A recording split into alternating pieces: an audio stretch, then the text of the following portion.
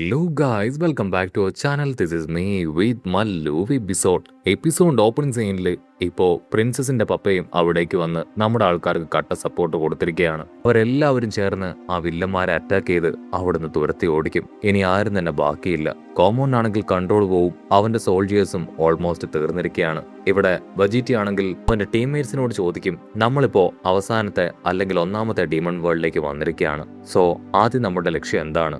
ഡണ്ടെ അവനെ സേവ് ചെയ്യണമെന്നാണോ, അതോ അവസാനത്തെ ആ ഒരു ഡ്രാഗൺ ബോൾ അത് സ്വന്തമാക്കണമെന്നാണോ? ഒരിക്കലുമാണെങ്കിൽ രണ്ടാമൊന്നും ആലോചിക്കാതെ ഒറ്റയടിക്ക് തന്നെ മറുപടി പറയും, ആദ്യം നമുക്ക് ഡണ്ടെ അവനെ കണ്ടെത്തണം, അവനെ സേവ് ചെയ്യണം. അതിനെ സുപ്രീം കായും അനുകൂലിക്കും. അതെ, അതാണ് നമ്മൾ ആദ്യം ചെയ്യേണ്ടത്. നമ്മുടെ ആൾക്കാരുടെ പ്ലാൻ മനസ്സിലാക്കിയ ആ കോമോൻ ആണെങ്കിൽ സ്പൈക്കനെ ഇപ്പൊ ഡണ്ടയുടെ അടുത്തേക്ക് പറഞ്ഞയക്കുകയാണ്. സ്പൈക്കനാണെങ്കിൽ ഡണ്ടയുടെ അടുത്തേക്ക് വരും. കൊച്ചു കുഞ്ഞായ ഡണ്ടയെ ആ ഒരു തൊട്ടിൽ നിന്ന് എടുക്കുകയാണ്. അവനാണെങ്കിൽ അസ്വസ്ഥതപ്പെട്ട് ഒച്ചത്തിൽ നിലവിളിച്ച് കരയാനായിട്ട് തുടങ്ങും. സ്പൈക്കനാണെങ്കിൽ എങ്ങനെയൊക്കെയോ കഷ്ടപ്പെട്ട് അവന്റെ കരച്ചിൽ അത് കുറയ്ക്കാനായിട്ട് ശ്രമിക്കുകയാണ്. ഇവിടുന്ന് അങ്ങനെ സീൻ കട്ട് ചെയ്ത ഇപ്പൊ ആ കോട്ടയുടെ പുറത്ത് കാണിക്കും. നമ്മുടെ ആൾക്കാരാണെങ്കിൽ ഗേറ്റിന്റെ തൊട്ടടുത്ത് എത്തിക്കഴിഞ്ഞു. ഓ നോ, ഈ ഗേറ്റ് അത് അടച്ചിട്ടിരിക്കുകയാണ്, അത് തുറക്കാനായിട്ട് കഴിയുന്നില്ല.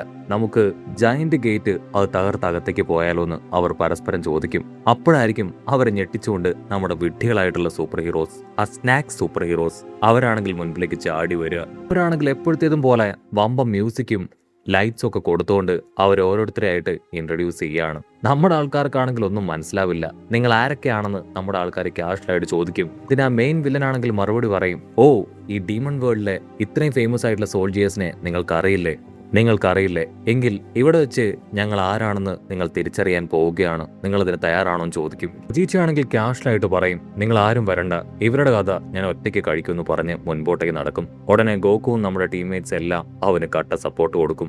വജീറ്റയുടെ കോൺഫറൻസ് കണ്ട് ഇപ്പോ സോൾജിയേഴ്സ് ആണെങ്കിൽ വജീറ്റയെ കളിയാക്കുകയാണ്. ഇവന്റെ വിചാരം ഇവൻ വലിയ എന്തോ സൂപ്പർ ഹീറോ ആണെന്നാണ്. നമ്മുടെ പവർ എന്താണെന്ന് ഇവൻ അറിയില്ല എന്ന് പറഞ്ഞ് ഒരു സോൾജിയർ ആണെങ്കിൽ മുൻപോട്ടേക്ക് വന്ന് വജീറ്റയെ ഷൂട്ട് ചെയ്യും. അവൻ ജസ്റ്റ് മിസ്സിന് ആ അറ്റാക്കിൽ നിന്ന് തെന്നി മാറും. ആ ഒരു പവർ ആണെങ്കിൽ കറങ്ങി വരുമ്പോ വജീറ്റ അതിനെ ഡൈവേർട്ട് ചെയ്ത് അവന്റെ ദേഹത്ത് തന്നെ ഞെട്ടിപ്പിക്കുകയാണ്. ആ പവർ വന്ന് ദേഹത്തെ ഹിറ്റ് ചെയ്ത് അവൻ അടിച്ചു വീഴും. ഉടനെ മറ്റൊരു സോൾജിയർ ആണെങ്കിൽ ചാടി വന്ന് ഗണ്ണ് വെച്ച് തെരുതര ഷൂട്ട് ചെയ്യും. ബാക്കിയുള്ള 3 പേര് ഇതൊക്കെ കണ്ട് ഹായ് ആയിട്ട് സ്നാക്സ് ഒക്കെ കഴിച്ചു നിൽക്കുമ്പോൾ ഇവിടെ ഷൂട്ട് ചെയ്തവനാണെങ്കിൽ വജീറ്റയെ നോക്കും. അവിടെ കാണാനില്ല. അടുത്ത നിമിഷം വജീറ്റയാണെങ്കിൽ അവന്റെ തൊട്ടടുത്ത് നിന്ന് പിള്ളേക്ക് അങ്ങനെ ചാടി വന്ന് അവന്റെ മുഖത്ത് പഞ്ച് ചെയ്ത് അവന് താഴെ ഇടുകയാണ്. അതിനുശേഷം വലിയൊരു പവറും അവന് നേരെ ഉപയോഗിക്കും. ഇത് കണ്ട വേറൊരു സോൾജിയർ ആണെങ്കിൽ ഒരു കയ്യിൽ കത്തിയും മറ്റൊരു കയ്യിൽ ഗണ്ണുമായിട്ട് കടന്നു വരും. ഷൂട്ട് ചെയ്യേണ്ട താമസം വജീറ്റയാണെങ്കിൽ വലിയൊരു പവർ ഉപയോഗിച്ച് അവനെ ഹിറ്റ് ചെയ്ത് തെറിപ്പിക്കും. അപ്പോഴായിരിക്കും ബാക്കിയുള്ള 2 സോൾജിയേഴ്സിന് നമ്മുടെ ആൾക്കാരുടെ പവർ മനസ്സിലാക്കുക. മെയിൻ സോൾജിയറിനോട് അസിസ്റ്റന്റ് പറയും, ഒരുപക്ഷെ ആ കോമൺ പറഞ്ഞതുപോലെ ഇവർ തന്നെ ആയിരിക്കോ ആ മാജിക് ബോനെ ടീമിനെയൊക്കെ ഇല്ലാതാക്കിയത്? എനിക്കൊരല്പം സംശയം തോന്നുന്നു. ഇനി ഏതായാലും മാസ്റ്റർ തന്നെ കളത്തിലിറങ്ങാനായിട്ട് അസിസ്റ്റന്റ് പറയും. അത് കേൾക്കേണ്ട താമസം അവരുടെ മാസ്റ്റർ അല്ലെങ്കിൽ ക്യാപ്റ്റൻ ആളാണെങ്കിൽ സ്വാഡൊക്കെ എടുത്ത് വമ്പൻ അലർച്ചയൊക്കെ അലറി അവന്റെ മുൻപിലേക്ക് ഓടി വരും. ക്യാപ്റ്റൻ ആണെങ്കിൽ ഇപ്പോൾ വജീറ്റയുമായിട്ട് പൊരിഞ്ഞ അട്ടിയിടി ബഹളം. പക്ഷെ വജീറ്റയാണെങ്കിൽ ആളെ തൂക്കിയെടുത്ത് ദൂരേക്ക് എറിയും. ക്യാപ്റ്റൻ ആണെങ്കിൽ അവന്റെ ടീംമേറ്റ്സിന് അടുത്തേക്ക് വരും. നമ്മൾ കരുതിയതുപോലെയല്ല, ഇവരൊരല്പം പവർഫുൾ ആണ്. പക്ഷെ ഒരിക്കലും ഇവർക്ക് എന്റെ അൾട്ടിമേറ്റ് പവറിന് മുൻപിൽ പിടിച്ചു നിൽക്കാൻ കഴിയില്ല എന്ന് പറയും. ബാക്കിയുള്ളവരും ക്യാപ്റ്റന് കട്ട സപ്പോർട്ട് കൊടുക്കും. അടുത്ത നിമിഷം അവനവന്റെ നെഞ്ചത്ത് നിന്ന് വലിയൊരു ഫയർ പവർ വജീറ്റയ്ക്ക് നേരെ അയക്കും. വജീറ്റയാണെങ്കിൽ അത് ഈസി ആയിട്ട് തട്ടി മാറ്റും. അത് കഴിഞ്ഞ് വീണ്ടും ഇപ്പോൾ വലിയ ജയന്റ് ഫയർ പവർ അവന്റെ സർവ്വശക്തി ഉപയോഗിച്ച് വജീറ്റയ്ക്ക് നേരെ അയക്കും. പക്ഷെ വജീറ്റയാണെങ്കിൽ സിമ്പിളായിട്ട് അതിനെ തട്ടിത്തെറിപ്പിക്കുകയാണ്. ആ ഒരു ഫയർ പവർ അത് ക്രിയേറ്റ് ചെയ്തതിന്റെ ഇമ്പാക്റ്റിൽ സോൾജിയേഴ്സിന്റെ കയ്യിൽ പരിക്ക് പറ്റുമെന്നല്ലാതെ വജീറ്റയ്ക്കാണെങ്കിൽ യാതൊരു കുഴപ്പമില്ല. സോൾജിയേഴ്സ് ആണെങ്കിൽ അവരുടെ ക്യാപ്റ്റനോട് ചോദിക്കും, ക്യാപ്റ്റൻ, നിങ്ങൾക്ക് എന്തെങ്കിലും കാര്യമായിട്ട് പറ്റിയോ? അതിനാൾ പറയും, ഇല്ല, ചെറുതായിട്ട് എന്റെ കൈയൊന്ന് പൊള്ളി, ഇത്തവണ നമുക്ക് ഇവരോട് ക്ഷമിച്ചേക്കാം, ഇവർ പോയിക്കോട്ടെ എന്ന് പറയും. ഉടനെ നമ്മുടെ ആൾക്കാരാണെങ്കിൽ ഗേറ്റ് ഒക്കെ തകർത്ത് അകത്തേക്ക് കയറുകയാണ്. നമ്മുടെ ഗോക്കുവിന് അവർ കഴിക്കാനായിട്ടൊരു സ്നാക്സ് ഒക്കെ കൊടുക്കും. ഗേറ്റ് തകർത്ത് അകത്തേക്ക് കയറി വരുമ്പോൾ തന്നെ വലിയൊരു പ്രതിമ കാണും. ഇതാരുടേതാണെന്ന് ചോദിക്കും. അത് മറ്റാരുടെയോ അല്ല, ഗോമയുടേതാണെന്ന് മറുപടി പറയും. ഇവിടുന്ന് അങ്ങനെ ബ്ലാക്ക് ഔട്ട് ചെയ്ത ആ ബെൽറ്റ് അടിച്ചു മാറ്റിയ പെൺകുട്ടിയെ കാണിക്കും. അവളാണെങ്കിൽ ഇപ്പൊ ആ സ്പൈക്കിനെ കണ്ടെത്താൻ കഴിയാതെ ആ ഒരു കോട്ടയിലൂടെ അരഞ്ഞു നടക്കുകയാണ്. ഉടനെ ആ സോൾജിയേഴ്സ് ആണെങ്കിൽ അതുവഴി നാനാഭാഗത്തേക്ക് ഓടും. അവളാണെങ്കിൽ അവരോട് ആ സ്പൈക്കിന്റെ അടുത്തേക്ക് പോകേണ്ട വഴി ചോദിക്കും. പക്ഷെ അവർ മൈൻഡ് ചെയ്യില്ല. അവളാണെങ്കിൽ തലയ്ക്ക് കൈയൊക്കെ കൊടുത്ത് ആ ബെൽറ്റിലേക്ക് നോക്കുമ്പോൾ ആ കണ്ണ് അവളെ തുറച്ചു നോക്കും. പേടിച്ച് വരച്ച് അവളാണെങ്കിൽ ആ ബെൽറ്റും കൊണ്ട് 100-110 ഓടുകയാണ്. അതേസമയം ഇവിടെ ഗോക്കുവാൻ ടീമാണെങ്കിൽ ഓരോ ഭാഗത്തേക്ക് നോക്കും.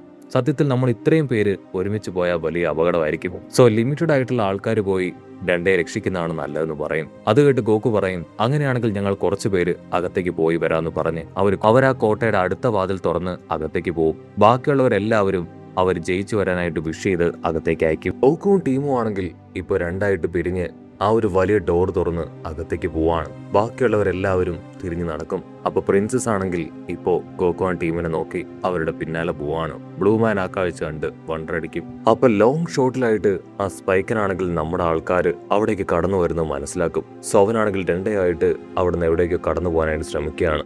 ഇവിടെ നമ്മുടെ ആൾക്കാരാണെങ്കിൽ പതിയെ ഹായ് ആയിട്ട് കടന്നു വരുമ്പോൾ വജീറ്റി ആണെങ്കിൽ ഗോക്കുവിനോട് ദേഷ്യപ്പെട്ട് പറയും, നീ ആ സ്നാക്സ് ഒക്കെ വലിച്ചെറിഞ്ഞ് കളഞ്ഞ് മര്യാദയ്ക്ക് ഡെൻഡെ എവിടെയാന്ന് സെൻസ് ചെയ്യും. അത് കേട്ട് ഗോക്കു ആണെങ്കിൽ ആ സ്നാക്സ് മുഴുവൻ അവന്റെ വായിലേക്ക് കമഴ്ത്തി പാക്കറ്റ് വലിച്ചെറിഞ്ഞ് ഇപ്പോ ഡെൻഡയുടെ പ്രസൻസ് അത് സെൻസ് ചെയ്യും. ഗോക്കു ആണെങ്കിൽ അവരോട് പറയും, ഡെൻഡ അവനിവിടെ അടുത്ത് തന്നെ എവിടെയോ ഉണ്ട്, നമുക്ക് എത്രയും വേഗം അവനെ കണ്ടെത്തണമെന്ന് പറഞ്ഞ് ഉഷാറായിട്ട് ഓടും. അപ്പൊ ദൂരത്തായിട്ട് നമ്മുടെ പ്രിൻസസ് അവളാണെങ്കിൽ അവരെ ഫോളോ ചെയ്ത് വരികയാണ്. അവൾ ഒരുപാട് സ്പീഡിൽ ഓട്ടിയിട്ടും അവരുടെ അടുത്തേക്ക് എത്താനായിട്ട് കഴിയില്ല.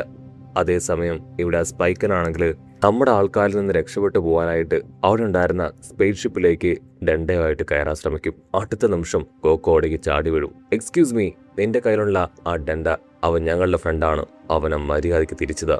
അത് കേട്ട് ആ ഒരു സ്പൈക്കനാണെങ്കിൽ ഷോക്കാവും. ഓ, നിങ്ങൾ ഇവിടെ വരെ എത്തിയോ? ഇത്രയും ദൂരം നിങ്ങളെ കൊണ്ട് എത്താൻ കഴിയുമെന്ന് ഞാൻ പ്രതീക്ഷിച്ചതല്ല. പക്ഷെ ഒരട്ടിയെ മുൻപോട്ടേക്ക് വെച്ച ഇവന്റെ തല അത് ഞാൻ ചെതറിച്ച് കളയുമെന്ന് പറഞ്ഞ് ഒരു ഗണ്ണെടുത്ത് ഡണ്ടയുടെ തലയിൽ വെക്കും. അതുകൊണ്ട് എല്ലാവരും ഞെട്ടും. സുപ്രീം കായി ആണെങ്കിൽ സ്പൈക്കനോട് പറയും, പ്ലീസ് അങ്ങനെയൊന്നും ചെയ്യരുത്, ദയവ് ചെയ്ത് ഞാൻ പറയുന്നത് കേൾക്ക്. അത് കേട്ട സ്പൈക്കൻ ചിരിക്കും. ഓ, വർഷങ്ങൾക്ക് ശേഷം എന്റെ ബ്രദർ എന്നെ കാണാൻ വന്നിരിക്കുകയാണോ ചോദിക്കും. ഗോക്കു ആണെങ്കിൽ അവർ രണ്ടുപേരെയും മാറി മാറി നോക്കും. സുപ്രീം കായ്, ഇതാണോ നിന്റെ ബ്രദർ? അതിന് സുപ്രീം കായ് ആണെങ്കിൽ തലയാട്ടും. സുപ്രീം കായ് ആണെങ്കിൽ അവനോട് ചോദിക്കും, സത്യം പറഞ്ഞ ഇതുകൊണ്ടൊക്കെ നീ എന്താണ് ഉദ്ദേശിക്കണേ? എന്ത് നേടിയെടുക്കാനാണ് നീ ഇത് ചെയ്യുന്നേ? അതിനവൻ പറയും, എനിക്ക് ഡീമൺ വേൾഡിലെ കിങ് ആയി മാറണം, അതാണ് എന്റെ ലക്ഷ്യം. നീ ഭൂമിയിലേക്ക് പോയി എന്താണ് സമ്പാദിച്ചത്? എന്നെ കൊണ്ടൊന്നും ചെയ്യാൻ കഴിയില്ല, നീ വെറും 0 ആണ്. അതിന് സുപ്രീം കായ് പറയും, നമ്മൾ ഗ്ലിഡ് ആണെന്നുള്ള കാര്യം നീ മറക്കാൻ പാടില്ല. ഞാൻ ഭൂമിയിലേക്ക് പോയത് അവിടെയുള്ളവരെ സഹായിക്കാനും ശാന്തിയും സമാധാനവും തിരികെ പിടിക്കാനുമാണ്. അപ്പൊ അവിടുന്ന് അങ്ങനെ സൂം ഔട്ട് ചെയ്താ ഇവിടെ കോമയാണെങ്കിൽ ഇപ്പൊ ആ സ്പൈക്കനെ കണ്ട് ഞെട്ടും. ഓ നോ, ഇവനും എന്നെ ചതിക്കായിരുന്നോ? ഇവന്റെ ഉള്ളിൽ മറ്റൊരു പ്ലാൻ ഉണ്ടായിരുന്നോ? എനിക്കിത് വിശ്വസിക്കാൻ കഴിയുന്നില്ല എന്ന് പറഞ്ഞ് അവനിപ്പോ ദേഷ്യം വന്ന് അവിടെ മുഴുവൻ ഓടി നടക്കുകയാണ്. അതേസമയം ഇവിടെ നമ്മുടെ പ്രിൻസസ് അവളാണെങ്കിൽ നൈസായിട്ട് ഇപ്പോ അവളുടെ കയ്യിലുള്ള വെപ്പൻ എടുത്ത് അവൻ അറ്റാക്ക് ചെയ്യാൻ റെഡി ആയിട്ട് നിൽക്കും. അവനാണെങ്കിൽ സ്പേസ് ഷിപ്പിന്റെ ഡോർ തുറന്ന് അകത്തേക്ക് കയറാൻ ശ്രമിക്കുമ്പോൾ നമ്മുടെ ആൾക്കാർ കുറച്ചുകൂടെ അടുത്തേക്ക് ഓടി വരും. അവൻ ഗണ്ണ് വീണ്ടും ഡണ്ടയുടെ തലയ്ക്ക് നേരെ ലോഡ് ചെയ്യുമ്പോൾ നമ്മുടെ പ്രിൻസസ് വീണ് അവൾ ചാടി വന്ന് അവനെ അറ്റാക്ക് ചെയ്യാൻ ശ്രമിക്കുന്ന അതേ സമയം അവൻ ഗണ്ണെടുത്ത് അവൾക്ക് നേരെ നീട്ടും. ഓ, നീ ആ പ്രിൻസസ് അല്ലേ, മര്യാദയ്ക്ക് ദൂരേക്ക് മാറി നിൽക്ക്. അവളെ കണ്ട് നമ്മുടെ ആൾക്കാർ ഷോക്കാവും. അടുത്ത നിമിഷം എല്ലാവരെയും ഞെട്ടിച്ചുകൊണ്ട് അസിസ്റ്റന്റിന്റെ തലയിലുണ്ടായിരുന്ന ആ തൊപ്പി അതിപ്പോ സ്പൈക്കന്റെ മുഖത്തങ്ങനെ ഇടിച്ച് അവൻ തെറിച്ച് താഴെ വീഴുകയാണ്. ഡണ്ടയാണെങ്കിൽ കൈവിട്ട് പോകുമ്പോൾ പ്രിൻസസ് കറക്റ്റായിട്ട് ഡണ്ടയെ ക്യാച്ച് ചെയ്യും. ആ സമയം പിക്കലോ ആണെങ്കിൽ വീണ്ടും അവനെ പഞ്ച് ചെയ്ത് താഴെ അങ്ങനെ ഇട്ടുകയാണ്. അവന്റെ ബോധം പോയി കഴിഞ്ഞു. ഗോക്കു ആണെങ്കിൽ ഇപ്പോ പ്രിൻസസിന്റെ അടുത്തേക്ക് ഓടി വരും. വാവ്, നീ കറക്റ്റ് ടൈമിൽ ഡണ്ടയെ ക്യാച്ച് ചെയ്തു. ദൂരത്തായിട്ട് ബ്ലൂമാൻ ആണ് ഒരു ക്യാപ്പ് കറക്റ്റായിട്ട് എറിഞ്ഞ് അവനെ താഴെ വീഴ്ത്തിയത്. അതേസമയം ഇവിടെ കോമയ്ക്കാണെങ്കിൽ ഭയങ്കര സന്തോഷം. നിന്റെ അത്യാർത്ഥിക്ക് നിനക്ക് അങ്ങനെ തന്നെ വേണമെന്ന് പറഞ്ഞ് അവൻ തുള്ളിച്ചാടും. ഓ നോ, ഇത് സന്തോഷിക്കാനുള്ള സമയമല്ല, എന്തെങ്കിലും ചെയ്യണമെന്ന് പറഞ്ഞ് അങ്ങനെ കാര്യമായിട്ട് ആലോചിക്കുമ്പോഴായിരിക്കും ആ ചുന്ദരി പെണ്ണ് ബെൽറ്റുമായിട്ട് അവിടേക്ക് വരിക. ഇത് സ്പൈക്കർ എന്നോട് എടുത്തുകൊണ്ട് വരാൻ പറഞ്ഞ ബെൽറ്റാണ്. ഇത് തരാനും എന്റെ റെമ്യൂണറേഷൻ അത് വാങ്ങാനുമാണ് ഞാൻ വന്നത്. കോമോയ്ക്കാണെങ്കിൽ ആ ബെൽറ്റ് കിട്ടിയതിൽ ഒരുപാട് സന്തോഷം. അടുത്തുള്ള റൂം ചൂണ്ടിക്കാണിച്ച് നിനക്ക് ആവശ്യമുള്ള എന്ത് വേണമെങ്കിലും അവിടെ നിന്ന് എടുക്കാമെന്ന് പറയും.